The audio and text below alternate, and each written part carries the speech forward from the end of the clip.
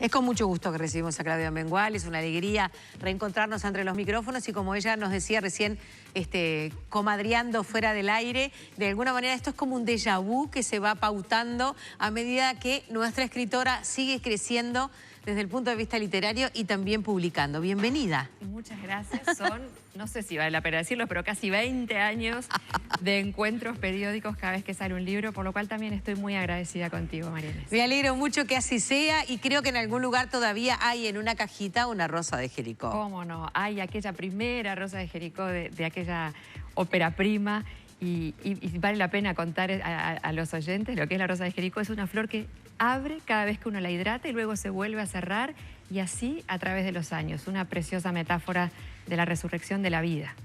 Y en este libro, vaya si estamos tratando de buscar a través de una metáfora, ver cómo tenemos dentro de nosotros una suerte de rincón al que no siempre nos animamos a llegar, pero que muchas veces si nos animamos, ese rincón se hidrata y nos gobierna momentáneamente. Un lugar al que hay una gran condena social para llegar, pero que sin embargo está en todos nosotros.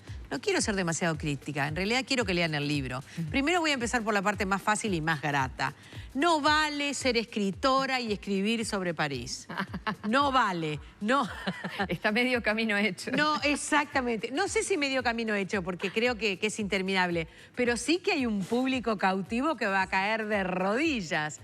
Ante esta portada donde la Torre Eiffel, por ejemplo, nos provoca y decimos, en blanco y negro prácticamente, hay una pequeña línea en rojo allí, en la portada de este libro, pero digo, vaya que es un festín.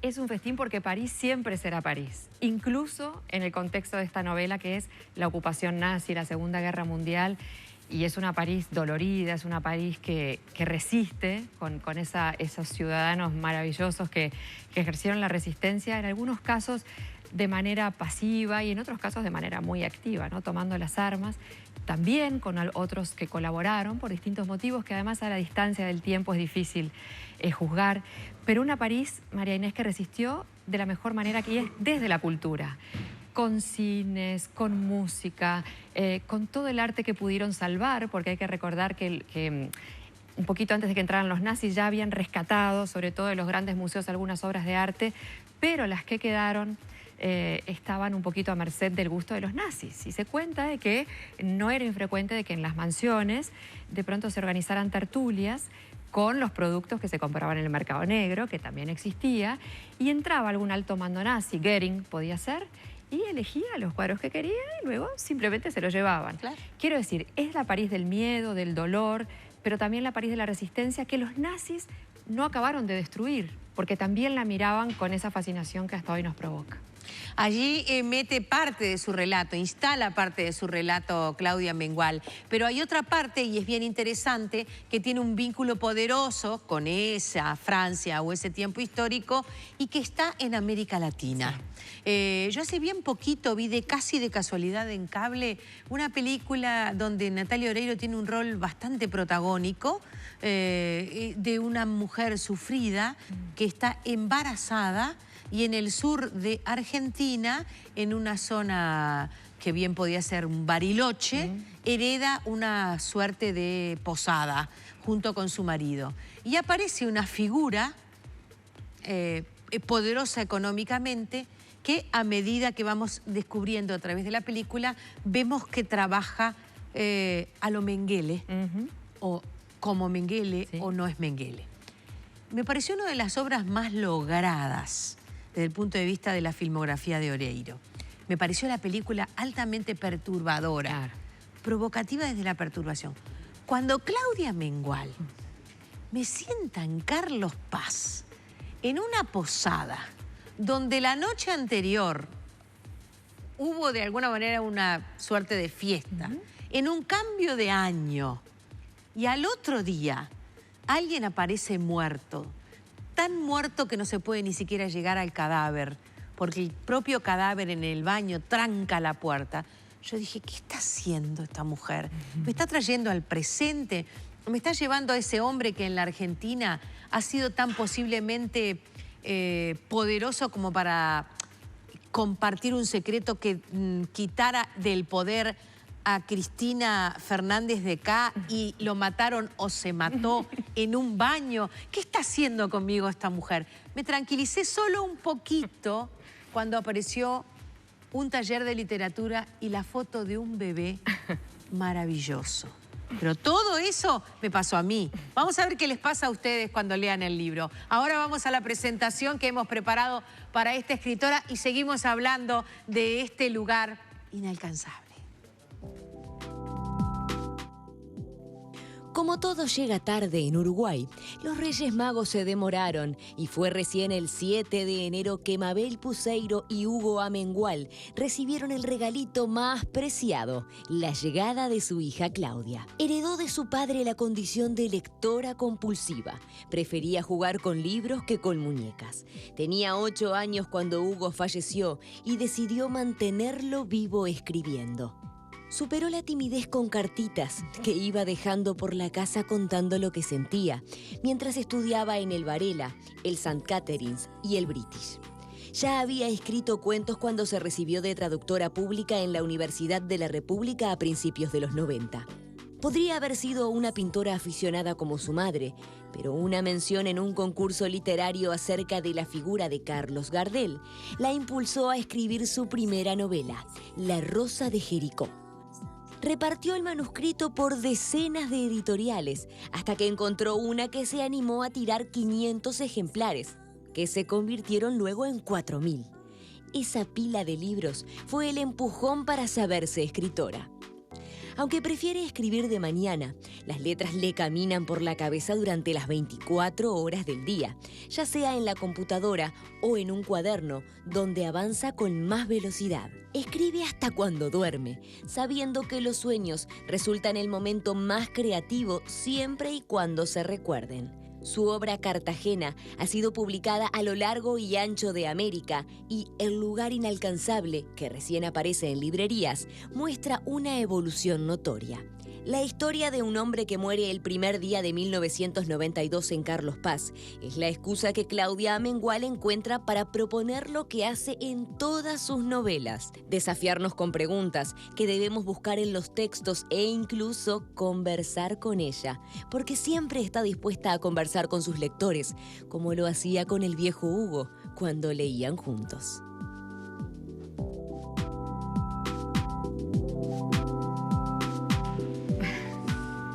Una presentación que te ha preparado Bimbo de Pauli a cambio de un autógrafo en el libro. Pero me parece que esa presentación vale un autógrafo y un abrazo, porque es profundamente conmovedora. Gracias. Me alegro mucho de que así lo vivas. Claudia es de las que pone el mail. Ah, sí. Eso es una rareza. Los escritores a veces no tienen una relación tan abierta con sus lectores. No, yo la necesito, María. Ella pone el mail para que el lector le escriba. Sí. Y se propone contestarle. No, y contesto siempre, absolutamente siempre, desde el principio. Ahora es más frecuente, pero en la primera novela me costó una discusión con la editorial porque no se estilaba. Claro. En general las cartas pasaban a través de la editorial, pero el lector yo creo que no se veía tan, digamos, tan estimulado a escribir. Ahora es muy fácil.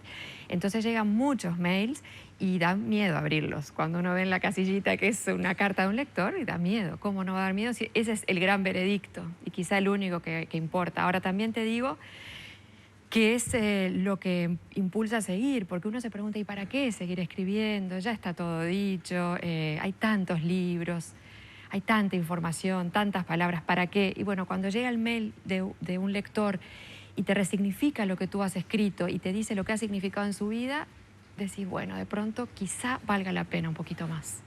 Este es un libro muy logrado. Bueno, gracias. Yo que empezamos con La Rosa de Jericó y no voy a hablar mal de ella, todo lo contrario. No podría porque para mí ya es una imagen, casi un pentimento, ¿no? Ahí como debajo de otra pintura. Pero bueno, en este caso me encontré con una grata alegría con este lugar inalcanzable. Sin embargo, no es un libro siempre grato. No, claro. ¿Verdad? No. De hecho, este libro propone al lector bucear en su interior, como tú hoy decías. Y ya sabemos que cuando uno se mete hacia adentro no siempre es grato lo que encuentra. Pero a mí me parece que es liberador y es sanador, porque como está dicho en la primera página, lo bueno y lo malo, o el bien y el mal, no se definen por los deseos que uno tenga, sino por lo que uno hace con esos deseos. Entonces, a mí me parece que no está mal aceptar que tenemos esas zonas oscuras y que a veces podemos llegar a tener deseos terribles, terribles, incluso el más espantoso, que es desear la desaparición, la muerte de otra persona. Algo ante lo que ponemos muchas defensas. Cuando tú le preguntas a alguien, inmediatamente te dice, eso no se le desea a nadie. Porque la muerte no se le desea a nadie. Es como un dice cliché. Un personaje sí. que además cuenta que lo escuchó en un taller de literatura. literario y fue como un coro unánime. Sí, claro. O sea, el pueblo lo decía. Sí, sí. Y el personaje le dice, ah, ¿no? Ah, ¿no? Y a partir de ahí empieza la reflexión y es lo que a mí me interesa hacerle pensar al lector. Ah, ¿no? Ah, ¿no? Usted no tiene esas zonas oscuras. Usted nunca realmente deseó que alguien desapareciera. Quizá porque lo lastimó o lastimó a un ser querido. Quizá porque le estorba en su camino. Quizá porque le tiene envidia. Pero claro, María Inés, duele encontrarse con eso. Es una novela llena de preguntas y la verdad es que no tiene respuestas. Y a mí me parece que está bien, que la literatura tiene que ser eso, preguntas sin respuestas. Los personajes están muy trabajados, las descripciones están muy elaboradas, los espacios están muy vívidos, uno puede trasladarse a Carlos Paz, puede trasladarse a ese momento de Francia o en todo caso a ese momento de la historia, puede estar en ese París. En eso yo creo que hay una enorme evolución. En el libro anterior todos esperábamos un Gabriel García Márquez, sí, en ese Cartagena, ¿no? Acá hay una compañera que hace 3 semanas que me lo devolvió, porque se lo presté para ella, para su marido, etc. Pero acá no es tan grato, no es García Márquez. No, claro. Hay una foto de un niño pequeño con unos enormes ojos muy claros, que cuando se pone ante el veredicto de ese taller, todo el mundo la mira con una enorme ternura y genera una gran empatía. Y ahí aparece la provocación y la pregunta, ¿ese niño debe sobrevivir? Y sí, claro. ¿Y si yo les digo que ese niño es Hitler? Y ahí la cosa se entrevera. Exacto. ¿Qué haría usted si supiera en lo que se va a convertir ese niño? ¿Sería capaz de...? Y entonces eso es lo que hace por lo menos interpelar, en este caso a los personajes, pero sobre todo al lector. Si usted supiera que algo va a pasar en el futuro y usted puede detenerlo ahora, ¿lo haría? Aunque eso significara cometer un acto atroz. Bueno, son preguntas. Digo esto porque así como estaba García Márquez allá, acá estaba esa figura. Es decir, siempre aparece una figura poderosa que conocemos todos de alguna manera en la literatura de Amengual y como figura como una especie de faro que echa una luz que no siempre es una luz grata sobre el resto de la novela y sobre la vida de nosotros, los lectores. Sí, de eso se trata. La literatura hay que encarnarla porque si no termina siendo una entelequia, ¿no? Tenemos que bajarla a la vida. Hay un momento de la obra en la que aparece el Che Guevara. Ah, sí, en una instancia deliciosa además. Y es bien interesante qué lugar ocupa la poesía en la vida de todos nosotros, pero por ejemplo en la vida de ese personaje, que es un personaje que está sabiendo que le quedan pocas posibilidades de vivir. Exacto. La audiencia sabrá que el Che Guevara, cuando lo atrapan en Bolivia, le encuentran en su morral, donde llevaba muy poquitas pertenencias. Imagínate que estaba en una situación muy precaria, un cuaderno de poemas. Poemas que él además copiaba, una selección personal que él copiaba y que él llevaba y que después se transformó en el famoso cuaderno verde del Che, que ahora está ahí preso y publicado. Y a mí, más allá de la figura tan contradictoria que es el Che y de la adhesión o rechazo que puede provocar, me parece que ese gesto lo humaniza. Alguien que quizá tuvo sus ideales y pudo estar equivocado en los métodos que llevó adelante, pero la apuesta a la poesía, que es la apuesta al ser humano, humaniza a las personas. Por eso hay un rescate también en este libro. Y voy a nombrar un tercer personaje, y ahora femenino, y no nos pongamos en tema cuota, pero es un personaje nuestro, es una mujer nuestra, valiosísima, y que tú tienes trabajada. Claro. Susana Soca. La querida Susana Soca, que merece muchísimo más reconocimiento. Tú sabes, María Inés, que yo trabajé para la biografía de Susana hace unos años, que me fui a París, que esa biografía terminó en un ensayo de 600 páginas, con todo lo que eso implica, a veces un poco de denso para llegar a los lectores. Y durante todo este tiempo decía, pero Susana es un gran personaje de ficción, que alguien lo tome. Bueno, yo tiré el guante y nadie lo recogió. Y trabajando ahora en esta época, que además yo tenía muy estudiada, la del París de la ocupación, me pareció que podía traer a Susana como personaje secundario y tratarla entre algodones. Porque claro, aquí viene el enorme pudor de cuando tú estás introduciendo en la ficción un personaje que existió. Entonces yo a Susana la presento a través de los ojos de un hombre enamorado que me permitió idealizarla y respetar mucho su imagen. Lo bueno es que además el protagonista es un hombre mayor, sí, un hombre vivido, vivido en esos tiempos, entonces también tiene una suerte de capital que es poder decir una cantidad de cosas que quizás en otro momento de su vida no se había animado y una cantidad de vida vivida. Y mucho dolor a cuestas.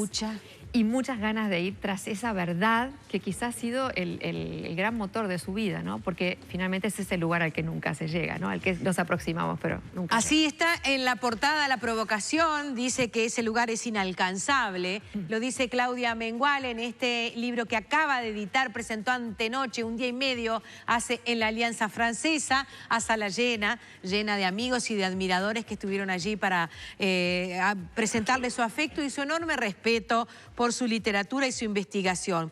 Claudio Fabián Flores dice, felicitaciones, la vi en otra entrevista contigo, María Inés, muy buena en eso, y bueno, me alegro que vuelva con otro libro. Muchas gracias. Bueno, Estela dice, un placer, corriendo a buscar ese libro, con muchas expectativas, felicitaciones y gracias. Y voy hacia el otro comentario, que es el de Mabel, una genia de la escritura.